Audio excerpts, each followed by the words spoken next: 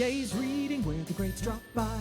Trendy authors tell us all the who, what, and why. Anyone can listen, cause we're spoiler free. Gaze reading, from Pulitzer stars to book club picks, where the curious minds can get their fix. So you say you're not gay, well that's okay. There's something for everyone. Gaze reading.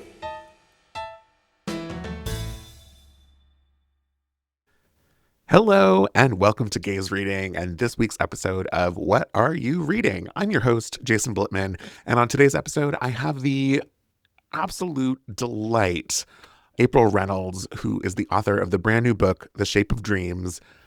This is the perfect example of why I love doing this. You are going to fall in love with April and you're going to want to buy her book. It doesn't even matter what it's about. I mean, you're going to be interested in the book as well. But she is so magnetic and she's so terrific. And after we finished the call, I immediately started bullying her to get on social media so that people could find her and fall in love with her as well. I don't think she's done that yet, but I'm so excited for you to meet April and learn about what she's reading and learn about the book. If you're new to Gaze Reading, welcome. Of course, if you are coming back, welcome back. Thank you. It is always such an honor to have folks returning to this little podcast. Speaking of little podcast, if you like what you're hearing, please share us with your friends. Follow Gaze Reading on social media. We're at Gaze Reading over on Instagram. And yeah, sharing episodes that you love, giving a review. It's all so helpful to get the word out about this podcast. What else do I want to share? Oh, there have been some really, really exciting updates for the Palm Springs Book Festival that I'm producing. You could check out more information at psbookfest.org. That is March 27th, 28th, 29th. Incredible authors from all over the country. Chris Whitaker is coming from London, so we have some international authors. It's going to be really great, super fun, and in sunny Palm Springs. So check that out. Come join us. And yeah, it's the beginning of February. You can get your copy of the February book club pick through Astoria, which is Missing Sam by Thridi Umrigar. And then on the 15th, we'll announce the March book club pick. So much going on, a lot happening. I feel like I've had too much coffee today, but I'm so happy to have you here and enjoy my conversation with everyone's new best friend, April Reynolds. Now it's very serious and official. Okay, serious. I'm official. I know. It's officially official. Don't mess up. And now I'm going to mess up just because she said it. April Reynolds, hi, welcome to Gaze Reading. Thank you for having me. It is so good to be here. Before I hit the record button, you shared that this is your very first podcast ever. Yes, this is my very first podcast ever. I'm honored. Let's be honored together. Oh my God. The honor going on in the podcast. Honor. I know, honor and honor. How are you doing today? What's happening? I am doing well. I have been obviously prepping for this podcast. Yes, I have. And yes. I think like most of America right now, been digging out of the snow. I'm in New York City. Oh, that's not what I thought you were going to say, but yes. Oh, well, there could be other things we could be talking about that most of America is experiencing right now, but yeah, trying to be on the more... Snow is definitely one of them. And interestingly enough, the more positive of the news. Yeah, truly. So, right. Let's stay positive. Let's stay positive. Covered in snow. Exactly. I am so obsessed because for the listener, April shared with me that she was doing a lot of prep for the episode, which is great, but thought that she had to only tell me gay authors. And I'm so excited to hear what you've learned because you went on such a journey. I'm great. You're going to teach me things. I probably not. It's going to be one of those things like, how did you not know that, April? But I didn't. No. I don't think so. Well, so April Reynolds, tell me, what are you reading? What are you recommending? What did you discover? Yes. I'm sat, as the kids say. I first of all, I was surprised to learn.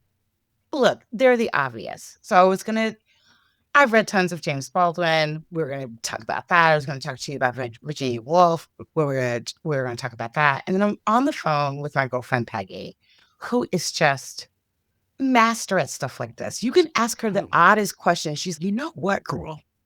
Let me tell you all about it. And Wait, tell me more about Peggy. What does Peggy do? Peggy is, Penny Gold, who I am telling you, fierce, is a dancer. And I know. Yes. But dancers are like frightfully intelligent. And like in a way that like sometimes she can sound like a doctor and tell you about your ankle and what's going on with that. They're like part doctors and just crazy. And I was telling her how I was driving myself crazy to prep for this pod. And I was like, girl, I have 2 books and that's it. And he's going to be like, Baldwin, yes, baby, I know. And I'm like, I know. And she's like, what's this podcast? And I was like, Gays Reading Podcast. And she was like, okay, first of all, you should be reading this and that and this and that.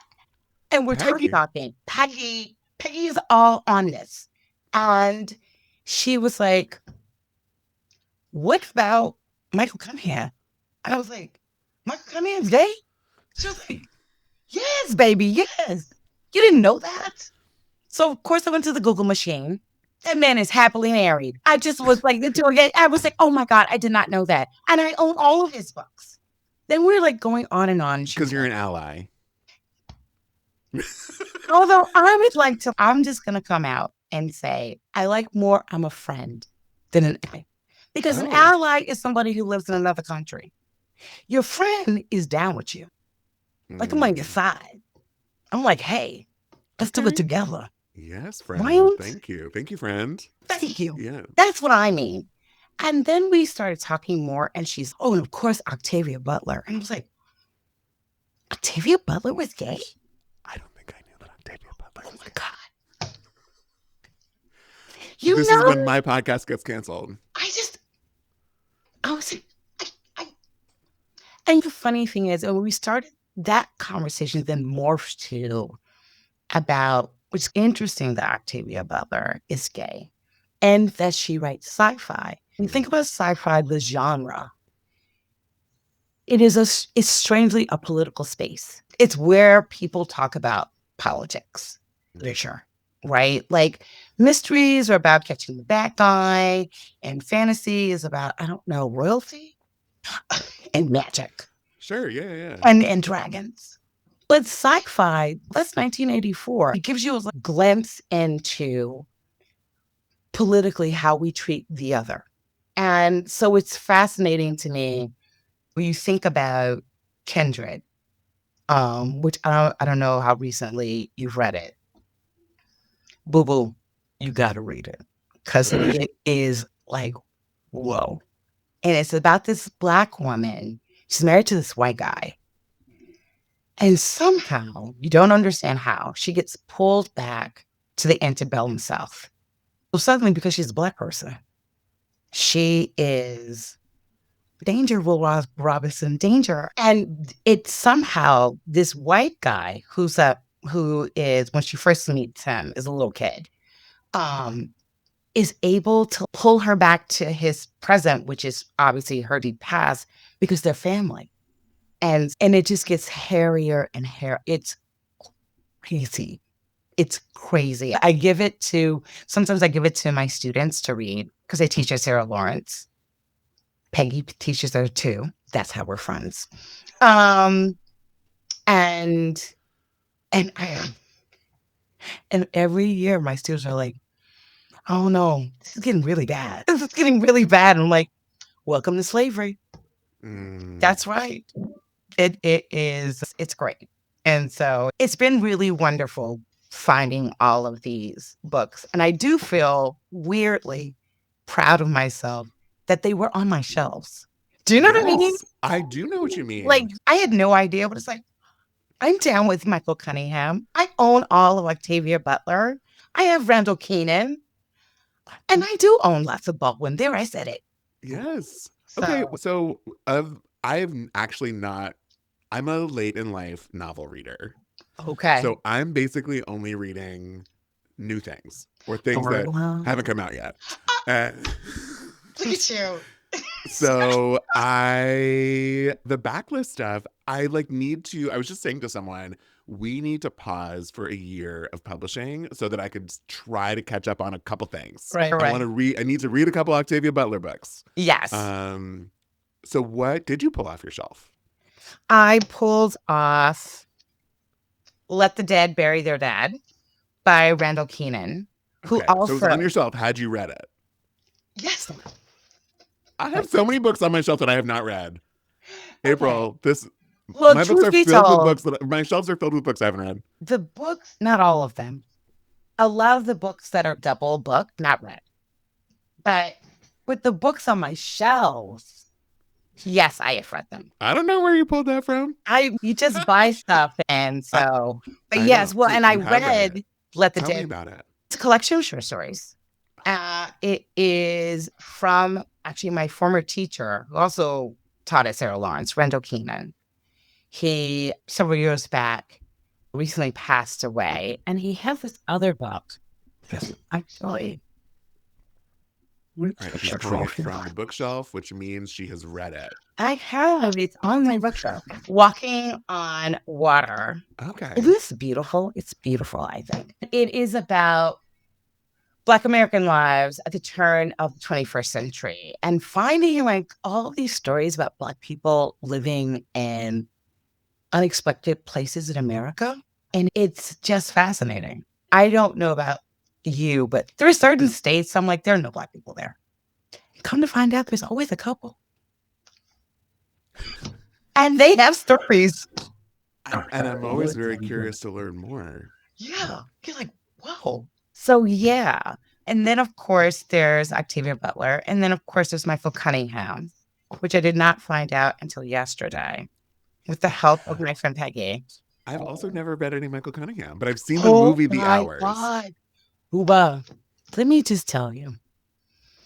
I feel like, okay, people are going to completely disagree with me because I'm not exactly right, but still. You know what I mean? You just disagreed with yourself before you even told me what you were going to say. I'm caveating all of it. Caveat. But I feel like writing in the 21st century, you're either Hemingway or you're Faulkner. And sometimes you're Cormac McCarthy and you're both. And it's like you either have this incredibly clean prose, like a Hemingway, or you have this like lush, it's almost like poetry. And it's like it takes you months to read, not because you don't understand it. You're just pausing and eating each sentence. You're like, oh, this is the most beautiful sentence I've ever. Excuse me, baby. Damn. You better have some sauce on that. Do you need some privacy while you're finishing that sentence? Exactly. Michael Cunningham is like that, where you just have to sit and breathe. And you're like, I cannot believe this brother is this beautiful of a writer. And I can't take it. I need some time. Okay. You know, that movie, did you see that movie? Yeah, the movie I've seen. It was good. Yeah, beautiful movie. It was a beautiful movie. You know where they got that from? Beautiful sentences. That's right. That's right. That's how it went. So it was that. And then obviously I like the reason why we even brought up Michael Cunningham is because we also brought up, that's right, Virginia Woolf, which is obviously Michael Cunningham in conversation with Mrs. Dalloway. And I also like books like that are in conversation with other authors, in conversation, bouncing. It almost feels like music in this way, like a call and response, if it were, to the text and to the stories and making those stories your own. We often do that with primary texts, whether that be Dante or that be the Bible or that be Shakespeare. And even Shakespeare is often pulling out a myth or a history of there's that. And then, of course, there's James Baldwin. Yeah. I just read my first James Baldwin, What did you read? Giovanni's Room. Friend, and that's why we're friends. I didn't go to the show for it, did I? No, I was prepared. It was beautiful. It's beautiful. It's beautiful. I think there are people who say that they like his essays more, like his novels. I like both. I wonder if essays are easier to digest in general. Yes. And I have been saying that this is going to be my year of the short story because I'm not a short story reader. And nor have I started to read any, but I do want to try. I have George Saunders' book of short stories in front of me. Oh, nice. I have a couple others scattered about. But because sometimes the text can be hard or the meal, like you were talking about, you don't always want a 10-course extravagant meal. You only want 3 courses. I say. No, I always want those 10 courses. I'm sorry. I'm greedy. You want to get your money's worth. I do. That's fair. I'll think about dieting later. So these are the books that you did homework for. Yes. I'm like obsessed with, well, suddenly I'm obsessed with you, but before meeting you, I was obsessed with your journey because you published a novel in the early 2000s. Yes. You've been teaching, not on social media. Yes, everyone seems very surprised about this. You're just like this, you're coming to me as a debut novelist. Yes, I think, and yes, one could say that, yes. Because I'm like, who is this April Reynolds? Where has she been? Where is she coming from? I have no knows. I know, who knows? You are you've never been on a podcast before. You have a very clean digital record. Oh, is that what they call it? I think so. Yeah, it's something like that. I'm liking it. Okay. Yeah. I played. Well, not after today. We're going to dirty you up a little bit. Oh, Let's mess up this record. So what did inspire you? What was young April as a reader that made you be like, I'm going to write a book. I'm going to become a professor. This is going to be my life's work. To be honest, I am one of those writers. You get people, I teach writing now, and I have students who are like, I've been working on this novel since I'm 11, and this is my 4th draft. Like, wow, holy crap, I am so impressed with you. I am not, and you grew up in Texas, and you know, one of the, I think, and it's becoming less so over time, actually due to the internet and social media and stuff like that. One of the sort of interesting things about being poor and Black in America is that there are so many things that you just have no idea that they exist. You don't know what any of it means. You know what happens, but you're like, and so it did not occur to me at all to be a writer because it's like, what? But you were reading. And I was reading, but I loved reading. And my mother was a maid. And one of the things that some of the families that she worked for, they would give me their old books to read, and I would read them. So I was a big time reader. In fact, the only bad thing, and now it's going to be on social media and everyone's going to know, the only genuine bad thing I did when I was a little kid was that I stole a book from the library. What was it? To be honest, I was so ashamed. I can't remember. I think I flushed it out of my memory, but I was just like, there's no way I'm giving this back. This is, I am not giving this, but I think it was like, and I was really little, maybe like 7 or 8. I think it was like Charlie and the Chocolate Factory. Okay, I was going to say, what could it have been? So we're talking, it's not a picture book. It's not War and Peace. It's something in the young adult, early-ish reader space. Yes. And it was like, there is no way I'm giving this book back. Yeah. I am Charlie. I am this poor family. This is me. Where's my golden ticket? But yeah, so and then I got to college, and when I was in high school, we were asked to write some creative story, and I did. And my teacher had said to me at the time, April, I think you could really be a writer. I think it's this good. And I was like, really? and get to Sarah Lawrence, which is actually where I went to school. I didn't take any writing classes. I took French, I took art history. Like, movies really informed the college experience for me. So I was just feeling the feelings. What movie inspired your Like, college history or just college experience? like all of the movies where they have like those students poring over books and quiet in libraries, I was like, that could be me. Oh my God, I want this. I'm gonna be And the most studious student there ever studied. yes, Yes. I was such a big nerd. And I had told my high school teacher at the time, no, I haven't taken a creative writing class yet. And she was like, are you mad? This is the whole reason why you went to Sarah Lawrence. Come on. So I ended up taking a writing class, and I'm getting ready to graduate college. And my teacher slash mentor slash super close friend, Melvin Bouquet, said, so I think you could actually be a writer, April, and I could help introduce you to people if you want. And I said to him, that ain't gonna make me quit my job though, right? Because I just got this job. I just graduated from college, and this is the 90s, like late 90s. I am making $18,000 a year, to which my father was like, they pay so much money up there in New York, baby. Oh my God, baby, $18,000. I was like, I know, Dad. And they're just making me like pick up the phone and say hello. There's no hard labor. So I really did not. What a time. I am of a certain age, and there was a time in America that when you graduated college, you got a job.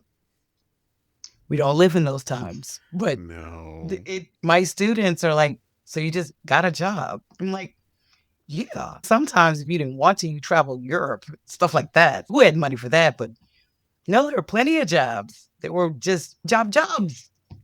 Yeah.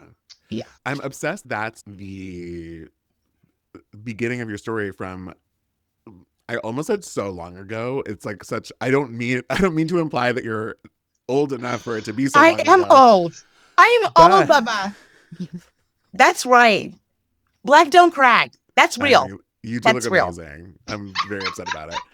But so fast forward Yes. to now, Yes. where your book, The Shape of Dreams, is coming out. Yes. Your new novel, not your first novel, Yes. your new novel. Yes. Can you tell the people, what is The Shape of Dreams? What's your elevator pitch? What's it about? You're so mean. In a nice way. So mean in a nice way. I know this is everyone's least favorite part. I know. My story, I'm like so tempted to read the copy on the back of my book. No one has to know. No, I'm not going to do that. A trio of women. Exactly. I so walked in that. But it is about these three women whose lives very interestingly overlap. Anita, who's, I think in a very real way, the protagonist, her son is murdered at the start of the book. Twin, who is the neighborhood toughie, finds the body. And then there's Wanda, who is Anita's best friend. And go on this, I don't know, for lack of a better word, a journey, really. It's a story. I was saying this a couple of weeks ago. I think one of the interesting things about America is that we are fixated on the exceptional story. You know, all of our stories, like bad things happen to us, and then our mothers get told, and then our mothers become congresswomen. Or they help write legislation, or they somehow work through it and now they're on the Olympic team. Like, these are the stories that we crave. And I wanted to write a story about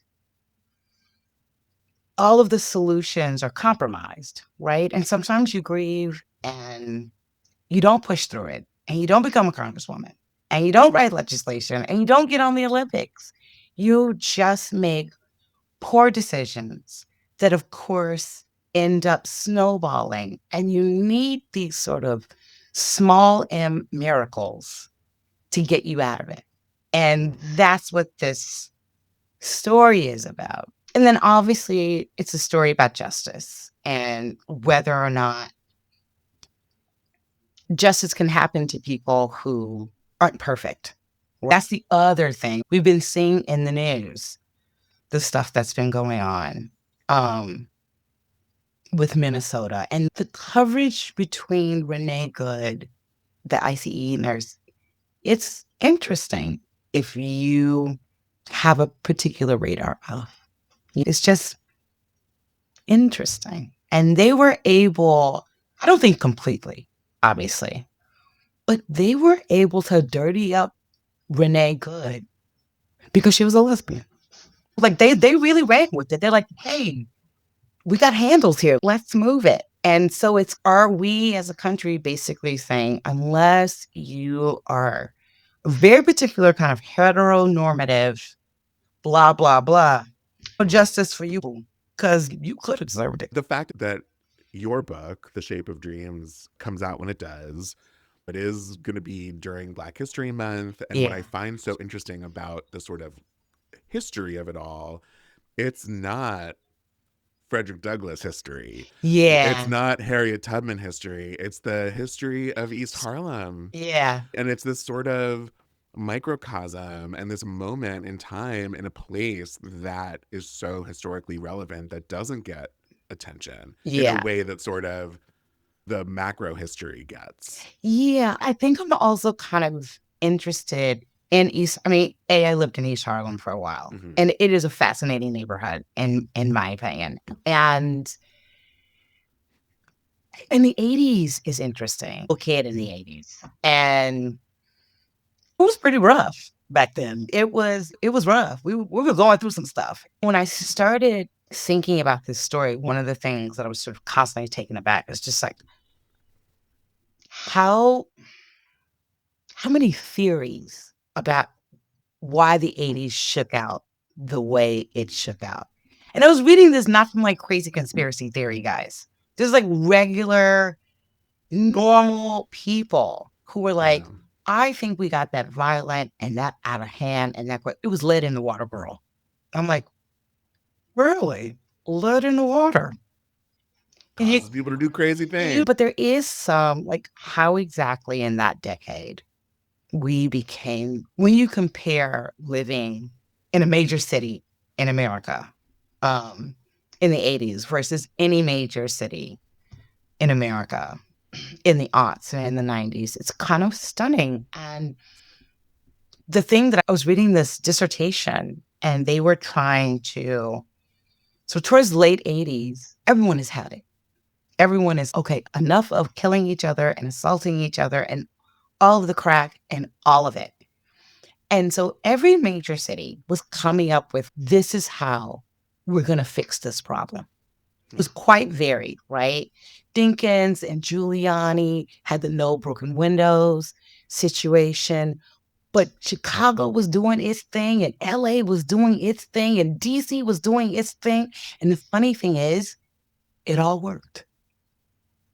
Like, it all worked. Like, suddenly, we were spent as a country. We were just like, it almost feels like we were infected with a virus. And either you died or you somehow was like, I just can't keep doing this. And so you stopped. There doesn't seem to be a comparable national phenomena, with the exception of COVID. But again, see what I mean? It's like, it's almost behaving like some kind of infectious. And it's either you have the sort of moral fortitude, be like, okay, no, let me take my vitamin D, let me get some C in me, drink some water, and I might be able to get through this, or you succumb.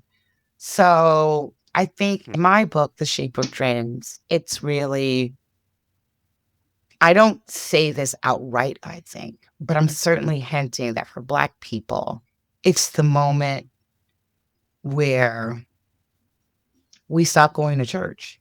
And it's not even like I'm a big believer or some religious person. But the interesting thing about the Black church in America, it really is a one-stop shop. That's where you get food. That's where you figure out what's going on with politics. That's where you are encouraged to vote. That's where you can drop off your kids. where make your friends. that's what exactly. And it's like when we moved beyond that, there really wasn't anything to take its place. And we just fell apart for a spell.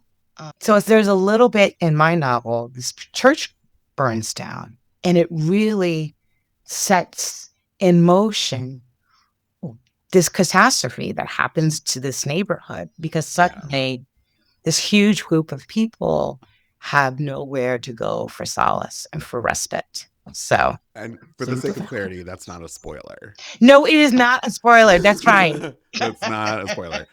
Yeah, and I think something that you were alluding to, and that I was alluding to separately, the idea of New York being dangerous in the 80s, it isn't just anecdotal. New York was dangerous in the 80s. Yeah. It is really painting a picture of not even just a neighborhood, but like a few blocks, right? Yes. Of what it meant at a specific time for these people. And it's, you know, you sort of hear someone say New York was dangerous in the 80s, and you really zoom in, and that's where you find this book living. Yeah. And so I think that's a really cool experience as a reader, particularly right now, to get these stories from these women at that time. Yeah, I'm very happy for you. Thank you. I'm glad that you have come back from hibernation. From raising children. Everyone, The Shape of Dreams by April Reynolds is out now, wherever you get your books. I would say go find her on social media because she's awesome, but she's not there. April, I'm obsessed with you. Thank you. Thank you for bringing your gay books to the podcast. Thank you for schooling me, for doing the work, for being a friend to the gays. And congratulations on the book. Thanks, April. Thank you. Thank you so much.